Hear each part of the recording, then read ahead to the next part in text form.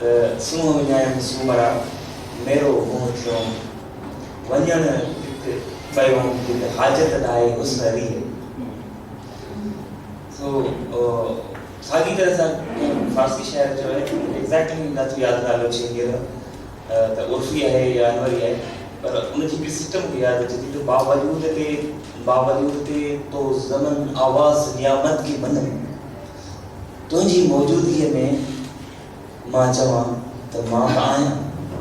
हिते हीउ जेको बादशाह जो शहर आहे लाड़काणो, इल्म जो शहर, तहज़ीब जो शहर, जॾहिं हज़ारे साल पहिरीं इंसान ॾुखियो ऐं उभारो घुमंदो हुयो त हीउ देश नंगपाल हुयो, हीउ खितो पाण पाईंदो ॿियनि खे ढकींदो हुयो। सो माना पंहिंजी एफिलिएशन, पंहिंजी एसोसिएशन खे बि ॻोल्हियमि त मुंहिंजी जेका जनमभूमि आहे दादू, उनजो लाड़काणे सां कहिड़ो तालुक़ु आहे। पोइ मूंखे यादि आयो त 30s में दादू डिस्ट्रिक्ट लाड़काणे में हुयो।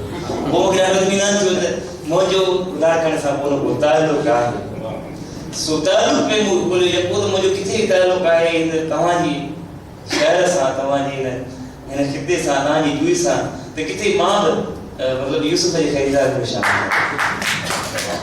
साईं मोहतरम साईं जमाल हाणे ॾिसो न, हिकिड़े आलिम ते हिकिड़ो कम आया घटि अकुल इल्म रखंदड़, छो जो अॻे जेको असांजो लिखारी हुयो, लेखक हुयो, उहो सिर्फ़ु अदीब न हुयो। साईं अख़र साहब उहो आलिम हुयो ऐं इल्म परवर हुयो, उहो स्कॉलर हुयो।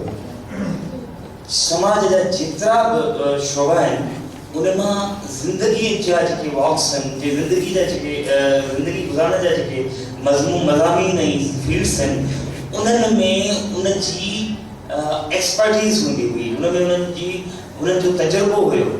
मतिलबु समाजियात हुजे, साइंस न रहियो हुजे, जेकॾहिं वो अप्लाइड साइंस में न हुया त मतिलबु साइंस न हुननि जो रहियो ॾाढो साइंटिफिक ऐं ॾाढो लॉजिकल हुयो।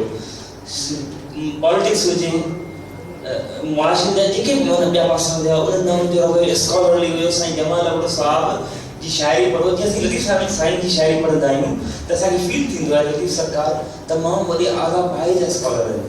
जीअं असीं सचल साईं जी शाइरी पढ़ंदा आहियूं, उन्हनि जी ख़ासि तौर ते जेका फारसी शाइरी आहे आशिक़ार आहे, ऐं उनखे जॾहिं तव्हां पढ़ो तव्हांखे महसूसु थींदो त हीउ त यार हीउ सिर्फ़ु शाइर कोन्हनि, हीउ ॿोलिया कोन्हनि, हीउ त को इल्म जो खज़ानो आहे।